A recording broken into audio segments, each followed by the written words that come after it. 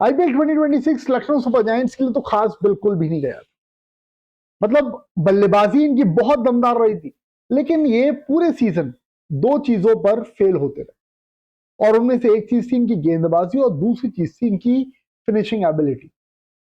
Top 3 इनके बहुत heavy हैं, Aiden Markram, Mitchell Marsh, Nicholas Pooran. लेकिन उसके बाद जब आप नीचे बैटिंग के लिए आते हो तो वहां पर आपको लैक ऑफ एक्सपीरियंस दिखाई देता है, और जब आप गेंदबाजी की तरफ देखते हो तो वहां पर भी आपको लैक ऑफ एक्सपीरियंस दिखाई देता है। लेकिन अब की बार ये मोहम्मद शमी को टीम में लेकर के आ चुके हैं। जो पिछली बार की कमियां थी उनको काफी हद तक रिजॉल्व करने की इनकी तैयारी है, और जो गलतियां पिछले सीजन में हुई थी आईपीएल 2026 में वो ना हो, इसके लिए आईपीएल मिनी ऑक्शन जो होने वाला है उसमें इनकी क्या स्ट्रेटेजी रहेगी, कौन कौन से प्लेयर्स को ये टारगेट करने वाले हैं, वो अभी आपको पता चलेगा। एक प्लेइंग 11 भी देखेंगे, हम प्लेइंग 12 देखेंगे एक्चुअली, और उसमें आपको बेटर समझ में आ जाएगा कि इनकी टीम की अभी रिक्वायरमेंट क्या है। प्लस लखनऊ का पूरा स्क्वाड आपको दिखाऊंगा अभी प्लेयर्स के रिलीज करने के बाद कि ये कौन कौन से प्लेयर्स की तरफ अब जा सकते हैं। तो आगे बढ़े भाइयों, उससे पहले जल्दी से इस वीडियो को लाइक कर दो, चैनल को सब्सक्राइब कर लो। अच्छी बात ही करूंगा, हाँ गलत बात नहीं करूंगा, चिंता मत करो। पूरा वीडियो इत्मीनान से देखो, और अगर अच्छा नहीं लगे तब आप कमेंट करना, तब आप बताना, तब आप दोबारा प्रकट करना, ठीक है। बाकी तो भाई जल्दी जल्दी आप लोग लाइक करो, हाइप अगर अभी तक आप लोगों ने इस वीडियो को नहीं किया है तो यार प्लीज हाइप कर देना। कमेंट सेक्शन में जाके स्वाइप करके वहां पर हाइप दिस वीडियो का ऑप्शन होगा, प्लीज हाइप जरूर कर देना, ठीक है। अब वो 4 प्लेयर्स कौन कौन से जिनके पीछे जाएंगे एक एक करके आपको सबके बारे में इंफॉर्मेशन देता हूँ, और सारी डिटेल में बातचीत करते हैं, ठीक है। तो भाई सबसे पहले तो जरा लखनऊ का स्क्वाड जो है वो आप देख लो। लखनऊ का स्क्वाड ये है, अब्दुल समद इनके पास में, आयुष बदौनी इनके पास में, ईडन मार्करम है, मैथ्यू ब्रेट्सकी है, हिम्मत सिंह है। तो ये कुल मिलाकर के पूरे स्क्वाड आपको दिखाई दे रहा है। लेकिन ये जो ऑरेंज वाले प्लेयर्स हैं, रवि बिश्नोई, आकाशदीप, शार्दुल ठाकुर, राजवर्धन हंगागरे, उसके बाद युवराज चौधरी, डेविड मिलर और आर्यन जुरोएल, ये इनके पास में वो प्लेयर्स थे जिनको इन्होंने रिलीज कर दिया है। फर्ज इनके पास में ओवरऑल देखो तो लगभग 23 करोड़ रुपए है, और 6 स्लॉट्स इनके पास में रिमेनिंग है जिनको ये पिक करना चाहेंगे अपनी टीम में, ठीक। तो इनका जो कॉम्बिनेशन है वो किस तरीके से दिख रहा है, थोड़ा सा उस पर फोकस रखते हैं, और इनकी बेस्ट 11 क्या है वो देख लेते हैं। फिर आपको एक एक करके बताऊंगा कि ये कौन कौन से प्लेयर्स को टारगेट करेंगे, ठीक है ना। तो शुरुआत करते हैं। ये देखो, ये इनकी प्रोबेबल 11 आपको दिखाई दे रही है, प्रोबेबल 12 आप इसको कह सकते हो। मयंक यादव आपको इम्पैक्ट प्लेयर के रूप में खेलते हुए दिखाई देंगे। जब इनको इतना पैसा दे करके टीम में रोका है तो मेरे हिसाब से मयंक यादव इम्पैक्ट प्लेयर के तौर पर तो खेलते हुए दिखाई देने चाहिए। ईडन मार्करम टॉप पर है, मिचेल मार्श टॉप पर है, निकोलस पूरन टॉप पर है। अच्छा, इनकी जो गेंदबाजी कमजोर दिखाई दी थी पिछले सीजन में, उसका एक बहुत बड़ा रीजन ये भी था क्योंकि इनके जो टॉप 3 है वो हैवी हैं, और इनके टॉप 3 जो है वो फॉरेन प्लेयर्स हैं। तो मिडिल ओवर्स में अगर आपको कोई बल्लेबाज चाहिए मिडिल ऑर्डर में बैटिंग करने के लिए, तो फिर आपको यंग प्लेयर ही लेकर के चलना पड़ेगा, और फिर आप गेंदबाजी में एक अपना फॉरेन प्लेयर डाल सकते हो। बट इनकी जो बॉलिंग लाइनअप है इसमें एक फॉरेन प्लेयर मुझे मिसिंग दिख रहा है। बट बात यह है कि वो फॉरेन प्लेयर सिर्फ एक ही हो सकता है, तो या तो उसको फिनिशर के तौर पर खिला लेंगे या फिर एक बॉलर ये प्रॉपर खिला लेंगे। तो ये कुछ इनका कॉम्बिनेशन समझ में आ रहा है। अब आप देखोगे तो इनके कॉम्बिनेशन में 2 रिक्वायरमेंट हैं। एक तो इन्होंने यहां से डेविड मिलर को रिलीज कर दिया था, ये वाला जो पॉइंट है इनका नीचे वाला, ठीक है, वहां से डेविड मिलर को रिलीज कर दिया था, और इन्होंने यहां से रवि बिश्नोई को रिलीज किया।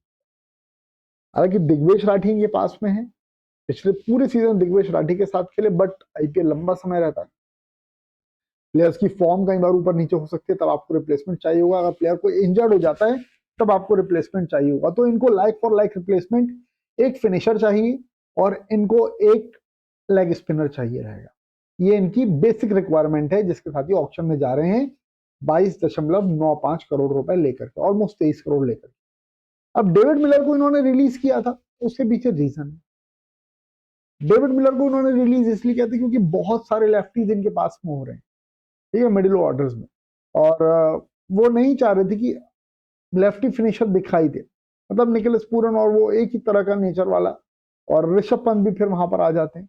तो ये चाह रहे थे कि कोई राइटी प्लेयर मिल जाए इनको, और फॉर्म भी बहुत ज्यादा अच्छी डेविड मिलर की उस समय थी नहीं, हालांकि फिनिशिंग रोल वो अदा करते हैं, बट ये कुछ और सोच रहे हैं। तो अब ये इन दोनों स्लॉट्स पर कौन कौन से प्लेयर्स को लेकर के आ सकते हैं, जरा उस पर फोकस रखते हैं। अब आपको वो दिखा देता हूं, एक एक करके सारे प्लेयर्स की बातचीत करते हैं। सबसे पहला प्लेयर जो कि डेविड मिलर की जगह पर टीम में आएगा, मतलब आ सकता है और आना चाहिए। इनके पास 23 करोड़ रुपए हैं यार, अब 23 करोड़ रुपए में तो इनको ऐसा प्लेयर पिक करना चाहिए। और वो प्लेयर कौन है? वो प्लेयर है ये लिविंगस्टन। बहुत गजब की फॉर्म चल रही है लिविंगस्टन की। और लिविंगस्टन जिस तरह से बल्लेबाजी कर रहे हैं अभी, जो उन्होंने फिनिशिंग रोल अदा किया है हाल फिलहाल में, जो T20 मैचेस उन्होंने खेले हैं, लखनऊ को जरूरत है। लखनऊ को जरूरत है फिनिशर की, और लखनऊ को जरूरत है लिविंगस्टन की। पहले बात चल रही थी कि आंद्रे रसल आ सकते, बट रसल तो रिटायर हो चुके हैं, कोच पद उन्होंने ले लिया है वहां पर।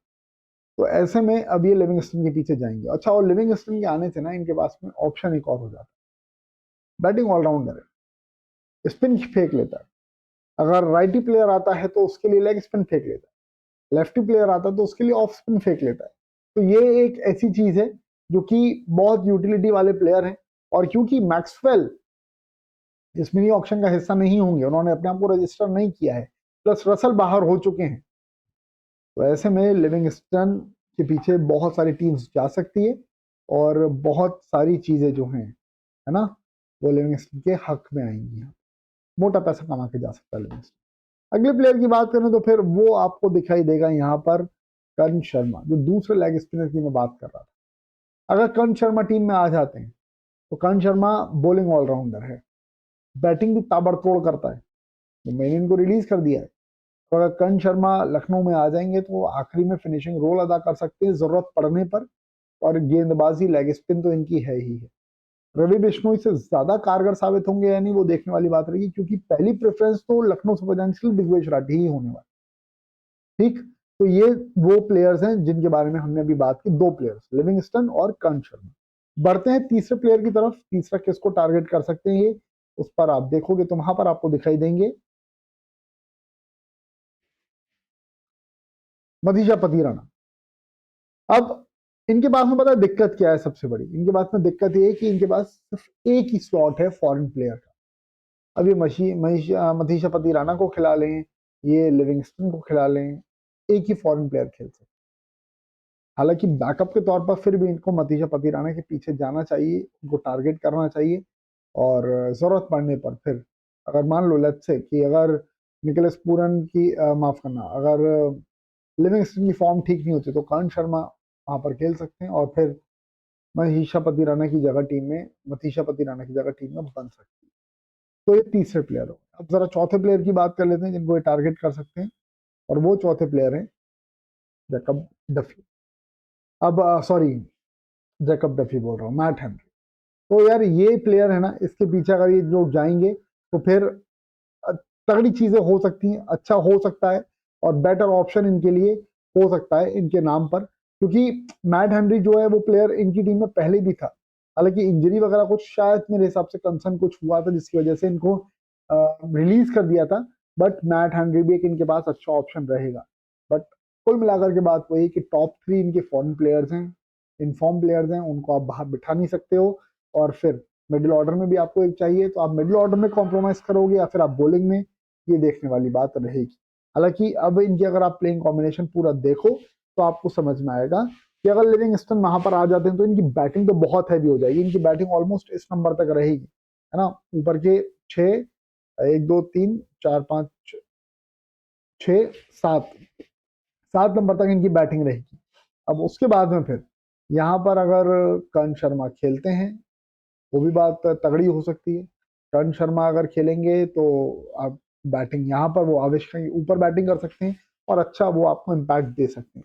तो ये कुछ कॉम्बिनेशन है मेरे हिसाब से। अब आप लोगों के हिसाब से क्या हो सकता है लखनऊ सुपर जायंट्स के लिए बेस्ट, आप जरा उस बारे में बात करिएगा कमेंट सेक्शन में।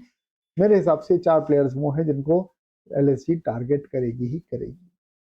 आप सबकी ओपिनियन, आप सबकी अप्रोच क्या है, प्लीज कमेंट सेक्शन में बताइएगा। फिलहाल अभी इस वीडियो में इतना ही है। Thank you so much for watching, bye bye, see you, love you all.